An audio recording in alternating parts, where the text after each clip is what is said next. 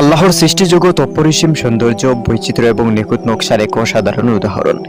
এই বিশাল পৃথিবী এবং মহাবিশ্বে থাকা প্রতিটি জীবিত এবং অজীবিত বস্তুই আল্লাহর সৃষ্টি ও তার ক্ষমতার প্রমাণ দেয়। আকাশ থেকে সমুদ্রের গভীরতা পর্যন্ত প্রত্যেকটি স্তরে রয়েছে জীবের নানাবিধ উপস্থিতি, যা আল্লাহর সৃষ্টির নিখুঁত ব্যালেন্সের কথাই স্মরণ করিয়ে দিবে। সমুদ্রের নিচে এক অসীম রহস্যময় জগৎ রয়েছে। আমরা সাধারণত উপরের জগৎটিকেই বেশি দেখি, কিন্তু সমুদ্রের নিচে যে পৃথিবী আছে তাও সমানভাবে বিস্ময়কর। সমুদ্রের নিচে অগণিত প্রজাতির প্রাণী বাস করে, যা আমাদের মানব সভ্যতার দৃষ্টি থেকে অনেকাংশই আড়ালে থাকে। আল্লাহ তাআলা এই প্রাণীদের এমনভাবে সৃষ্টি করেছেন যে তারা গভীর সমুদ্রে অন্ধকারেও টিকে থাকতে পারে। গভীর সমুদ্রে হাজার হাজার প্রজাতির মাছ বাস করে। এই মাছগুলো বিভিন্ন আকার, রং এবং বৈশিষ্ট্য নিয়েই সজ্জিত। কিছু মাছ আলোর সাহায্যে শিকার করে, আবার কিছু মাছ তাদের পরিবেশের সাথে মানিয়ে নিতেও পারে। সমুদ্রের নিচে এই বিশেষ বাস্তুসংস্থান শুধুমাত্র প্রাণীদের বাসস্থানের জায়গা নয়, এটি বিশ্বের সবচেয়ে জটিল এবং সুন্দর বাস্তুতন্ত্রগুলোর মধ্যেই একটি। প্রবাল প্রাচীরের চারপাশে হাজার হাজার প্রজাতির ছোট বড় প্রাণী বাস করে। আল্লাহর সৃষ্টি এই প্রবালগুলো পরিবেশের সাথে এক অভিন্ন সৌন্দর্য, কার্যকারী ভারসাম্য বজায় রেখেই চলে। সমুদ্রের গভীর তলে এমন কিছু প্রাণী রয়েছে যা আমাদের কল্পনার সীমাকেও ছড়িয়ে যায়। বিদ্যুৎ উৎপাদনকারী মাছ থেকে শুরু করে সম্পূর্ণ অন্ধ শামুক পর্যন্ত প্রতিটি প্রজাতিই আল্লাহর সৃষ্টির ক্ষমতার নিদর্শন। আল্লাহর সৃষ্টির আরেক অনন্য দিক হলো আকাশ থেকে শুরু করে পুরো পৃথিবীতে বসবাসকারী প্রাণীরা। আকাশের দিকে তাকালে আমরা অনেক পাখিকে উড়ে বেড়াতে দেখি, কিন্তু এই দৃশ্য আমাদের চোখের সামনে থাকা ওদের ক্ষুদ্র অংশ মাত্র। আকাশে ওড়ার জন্য পাখিদের দেহ কাঠামো আল্লাহ তাআলা এমনভাবে তৈরি করেছেন যে তারা অনায়াসে বাতাসে ভেসে থাকতে পারে। বিভিন্ন প্রজাতির পাখি, তাদের আকার, পলকের রং এবং উড়ার কৌশল আলাদা। বড় শিকারী ঈগল থেকে শুরু করে ছোট্ট ক্যালিব্রি পর্যন্ত প্রতিটি পাখি আল্লাহর সৃষ্টির সৌন্দর্য ও বৈশিষ্ট্যকে প্রকাশ করে। আকাশে পাখি ছাড়াও বিভিন্ন পতঙ্গ উড়ে বেড়ায়। প্রজাতির উজ্জ্বল রঙের পাখাগুলো আল্লাহর সৃষ্টির সৌন্দর্যের এক অনন্য নিদর্শন। এছাড়াও মধুমক্ষির মতো পতঙ্গ তাদের নিরস পরিশ্রমের মাধ্যমে পরিবেশের ভারসাম্য রক্ষা করে। জমিনে বসবাসকারী প্রাণীদের সংখ্যা অসংখ্য। বন জঙ্গল থেকে শুরু করে মরুভূমির হিমবাহ থেকে শুরু করে তৃণভূমি পর্যন্ত প্রতিটি পরিবেশে রয়েছে এক বিশেষ জগৎ। আল্লাহ তাদের এমনভাবে সৃষ্টি করেছেন যে তার প্রতিকূল পরিবেশেও টিকে থাকতে পারে। মরুভূমি হলো পৃথিবীর সবচেয়ে কঠিন পরিবেশগুলোর মধ্যেই একটি, কিন্তু এখানেও আল্লাহর সৃষ্টি প্রাণী এবং উদ্ভিদ টিকে থাকতে পারে। মরুভূমির প্রাণীরা যেমন উট বা মরুভূমির শিয়াল তাপমাত্রা এবং পানির অভাবে মারা যায় না, বরং সেখানেও তারা নিজেকে মানিয়ে নিতে পেরেছে। এই মানিয়ে নেওয়ার ক্ষমতাটুকু আল্লাহ তাআলার এক সৃষ্টি অসাধারণ দিক। শুধু তাই নয়, আল্লাহর রহমত এমন এক অমূল্য সম্পদ যা সমগ্র সৃষ্টি জগতের উপর ছড়িয়ে পড়েছে।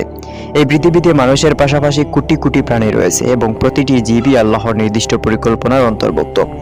আল্লাহ তাআলা তার অসীম ক্ষমতায় পৃথিবীর প্রতিটি প্রাণীর জন্য রিজিকের ব্যবস্থা করে রেখেছেন। এটি আল্লাহর অনুগ্রহের এক অবিচ্ছেদ্য দিক, যা প্রতিটি জীবের টিকে থাকার জন্য অপরিহার্য। পৃথিবীতে কত কোটি কোটি প্রাণী রয়েছে তা কল্পনা করা অনেকটা দুঃসাধ্য। বিজ্ঞানীরা জানিয়েছেন পৃথিবীতে আনুমানিক 87 লক্ষ প্রজাতির জীব রয়েছে। এর মধ্যে মানুষ হলো এক প্রজাতি, আর বাকি সব হলো বিভিন্ন ধরনের প্রাণী, উদ্ভিদ, পাখি, কীট পতঙ্গ এবং অন্যান্য সামুদ্রিক প্রাণী। প্রতিটি প্রজাতির আবার অসংখ্য সদস্য রয়েছে, যারা পৃথিবীর বিভিন্ন অংশে ছড়িয়ে ছিটিয়ে বাস করেছে। প্রত্যেক প্রাণীর জন্য আল্লাহ রিজিকের ব্যবস্থা করেছেন। এটি তার ক্ষমতা এবং করুণার এক নিদর্শন। যেমন পৃথিবীতে বিচরণশীল কোনো প্রাণী নেই যার রিজিক আল্লাহর উপর নির্ভরশীল নয়। আল্লাহ মানুষকে সৃষ্টি করেছেন পৃথিবীর সবচেয়ে উন্নত জীব হিসেবে, আর এই সৃষ্টির কাজ করার, চিন্তা করার এবং নিজের রিজিক অন্বেষণ করার ক্ষমতাও পেয়েছে। আল্লাহ মানুষের জন্য খাদ্য, পানি, বাতাস এবং অন্যান্য প্রয়োজনীয় উপাদানও যোগান দিয়েছেন। পৃথিবীর যে কোনো অঞ্চলে যেখানেই মানুষ থাকে না কেন, আল্লাহ তাআলা সেখানেই তার রিজিক পৌঁছে দেন। মানুষ তার রিজিকের জন্য আল্লাহর প্রতি নির্ভরশীল, কিন্তু তাকে তার জীবিকা উপার্জনের জন্য পরিশ্রম করতে হয়। আল্লাহ তাআলা বলেন, তিনি সেই সত্তা যিনি আকাশ থেকে বৃষ্টি বর্ষণ করেন যাতে তোমাদের জন্য রিজিক উৎপন্ন হয়।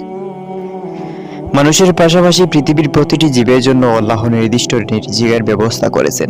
সামুদ্রিক প্রাণী থেকে শুরু করে ছোট পোকামাকড় পর্যন্ত প্রত্যেক তার রিজিক খুঁজে পায়।